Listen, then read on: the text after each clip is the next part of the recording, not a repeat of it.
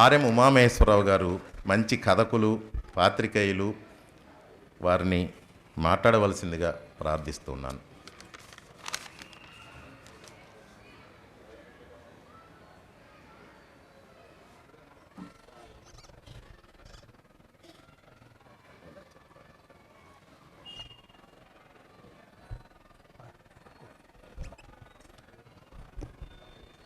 అందరికీ నమస్కారం. కొడిగట్టిపోతున్న వేళ కళావంతుల నాట్య సాంప్రదాయానికి అరచేతులు అడ్డుపెట్టి ఒక జీవితకాలపు ప్రయత్నం చేసిన నటరాజ రామకృష్ణ గారిని స్మరించుకుంటూ దాన్ని ఆ సాంప్రదాయ నృత్యాన్ని మన ముందు ప్రదర్శించేలా చేస్తున్న ఇవాళ అవార్డు స్వీకరిస్తున్న అన్నాబత్తుల లీలాసాయి గారికి, మంగతాయారు గారికి, వారిద్దరికీ నమస్కారం చెప్పుకుంటూ ఈ కార్యక్రమం తర్వాత యశోద ఠాగూర్ బృందం భామా కలాపం ఉందని తెలిసి అది చూడాలనే చాలా కాలపు ఆశతో ఉన్న నాకు ఈ అవకాశం ఇచ్చిన వీరికి, నిర్వాహకులకు ధన్యవాదాలు చెప్తున్నాను. బెంగుళూరు నాగరత్నమ్మ గారి వారసులుగా ఇద్దరు స్త్రీమూర్తులు ఈ వేదిక మీద ఉన్నారు. బెంగుళూరు నాగరత్నమ్మ గారు 10-12 ఏళ్ల కిందటి వరకు కూడా నాకు వారి గురించి ఏమీ తెలియదు.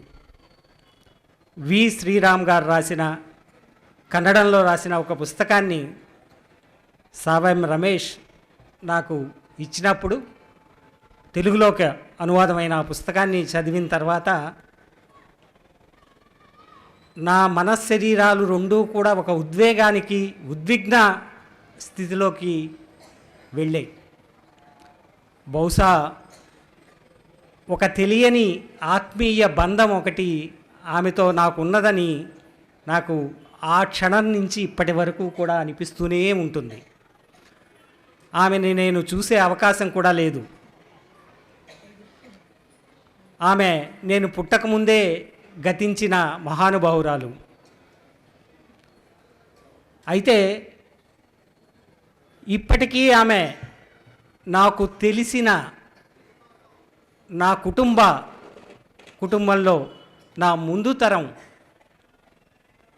స్త్రీగానే నాకు ఎప్పుడూ అనిపిస్తూ ఉంటుంది. అందుకు బహుశా సామాజిక నేపథ్యం ఒకటే కావడం ఒక ప్రధానమైన కారణం కావచ్చు. నాగరత్నమ్మ గారిని గురించి తెలుసుకునేంత వరకు కూడా నా వెనుక ఒక దివ్యమైన సంగీత నాట్య సంప్రదాయం ఉందనే సంగతి నాకు కూడా తెలియదు. ఏదో ఉండింది, ఎక్కడో ఏదో ఒక పొరపాటు జరిగింది అనే ఒక అభిప్రాయమే నాలో ఉండేది.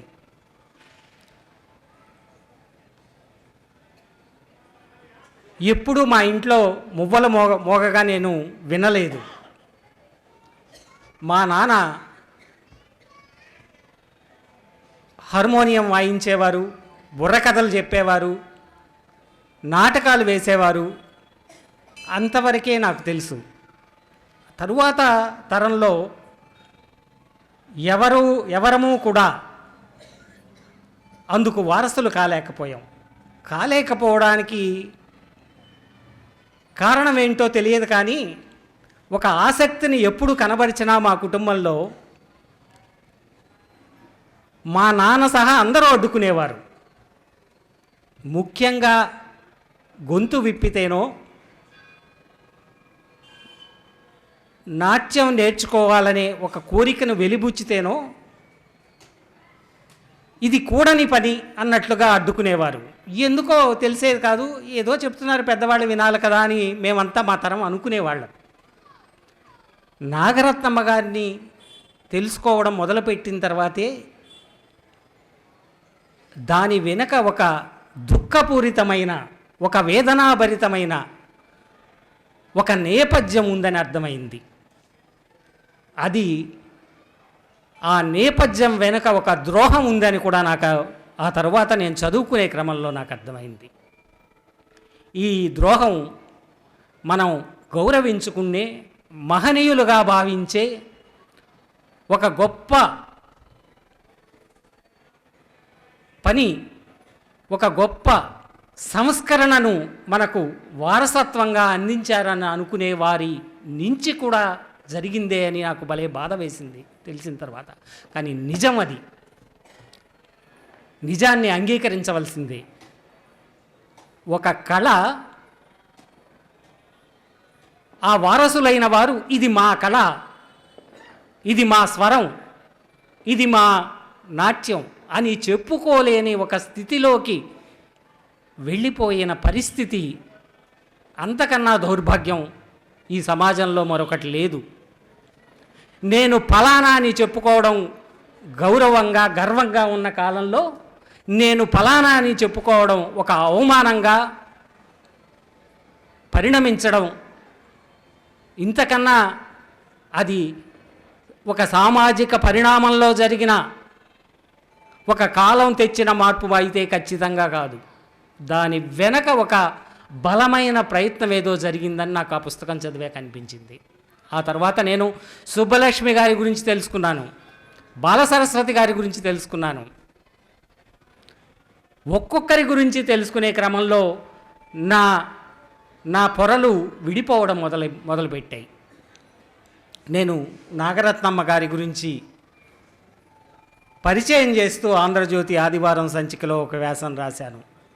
అప్పుడు నాకు చాలామంది ఇలా నోరు పెగల్చని అనేక మంది నాతో కొన్ని అంశాలు పంచుకున్నారు. ఆ తర్వాత ఇంకొక సందర్భంలో నేను ప్రసిద్ధ సంస్కరణవాది అయిన కందుకూరి వీరేశలింగం గారి గురించి ఒక కోణంలో ఒక వ్యాసం రాశాను. అది రాసినప్పుడు నా మీద ఒక రకంగా దాడి కూడా జరిగింది. చాలా నాకు ఇష్టమైన చాలామంది రచయితలు కూడా నా మీద తప్పు పట్టారు. నేను వ్యక్తం చేసిన అభిప్రాయాలని, నేను తప్పు పట్టిన అంశాలని కూడా. సరే, పర్వాలేదు, అది నా అభిప్రాయం, వాళ్ళ అభిప్రాయాలు పరస్పరం గౌరవించుకోవాల్సిందే అనుకున్నాను. కానీ నేను ఒక్కొక్క అంశము, ఒక్కొక్క పుట వెనక్కి వెళ్ళి విప్పుకుంటూ వెళుతూ ఉంటే నాగరత్నమ్మ గారి కథ చదవడం ద్వారా ఆమె జీవించిన 7 దశాబ్దాల కాలంలో ఆమె ఎలా జీవించింది, ఒక పోరాట వనితగానే జీవించింది. ప్రతి క్షణము ఒక పోరాటమే చేసింది. గొప్ప గాయకురాలు, నాట్యం తెలిసిన గాయకురాలు. కానీ ఆమె ఒక కళావంతులనే సామాజిక నేపథ్యానికి మాత్రమే పరిమితమైన గాయకురాలు కాదు. కానీ అలా చూశారు ఆమెని? ఒక కాలంలో చూడలేదండి, తరువాత చూశారు. ఆ తరువాత కాలమే ఆమెని ఒక మూలకు నెట్టేస్తూ వచ్చింది. ఆమె ఎక్కడ చివరికి వెళ్ళి మళ్ళీ బతికారంటే త్యాగరాజస్వామి సమాధి దగ్గర బతికారండి. త్యాగరాజస్వామి లేకపోతే ఇవాళ నాగరత్నమ్మ గారిని మనం తలుచుకునే వాళ్ళమో కాదో నాకు తెలియదు.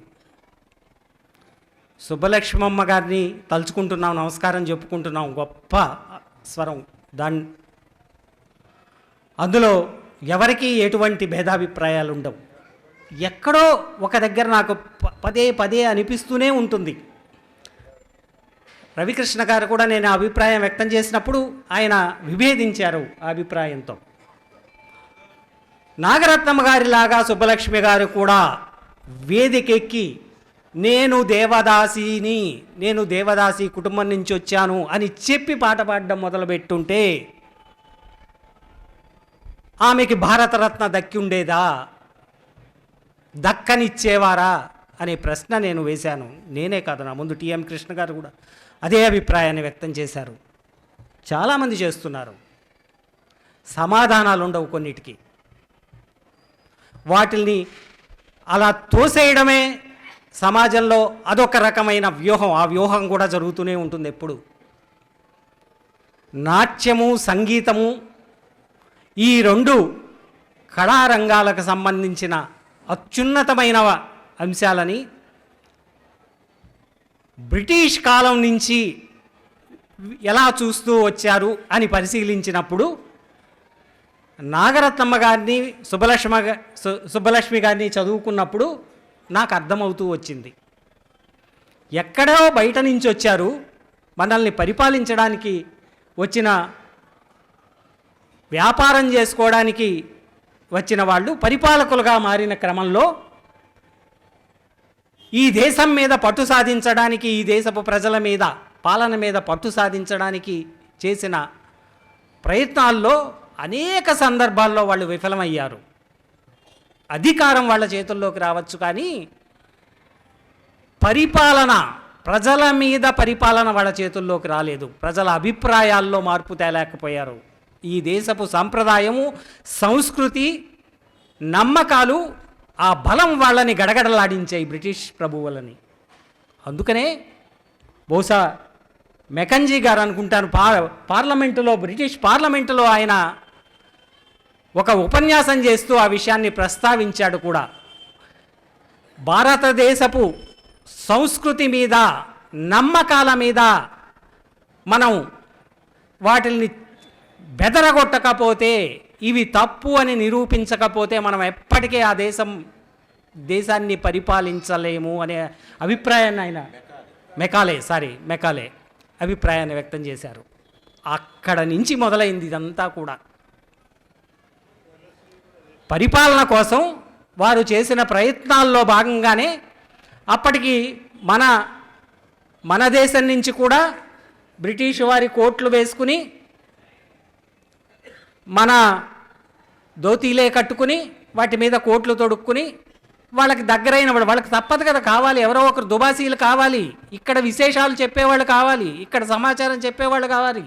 ఈ వెళ్ళిన వాళ్ళు చేసిన, వాళ్ళకి అందించిన సమాచారమే వాళ్ళు నమ్మారు బలంగా అని అనిపిస్తుంది నాకు. వాళ్ళకి కావాల్సింది ఈ దేశపు వనరుల మీద ఆధిపత్యం, ఈ దేశపు ప్రజల మీద ఆధిపత్యం. ఇది వ్యతిరేకం కాకుండా ప్రజల్ని ఎప్పటికప్పుడు తమకు అనుకూలంగా మార్చుకునే ఒక ప్రయత్నం. అందుకు కావలసినవి ఏం కావాలంటే అవన్నీ చేశారు. అలా వాళ్ళు చేయడానికి మళ్ళీ సహకరించింది మనమే, మన మహానుభావులే. ఆ మహానుభావులు ఏ నిజం చెప్తే ఆ నిజాన్ని, ఏది చెప్తే దాన్ని నిజంగా స్వీకరించారు.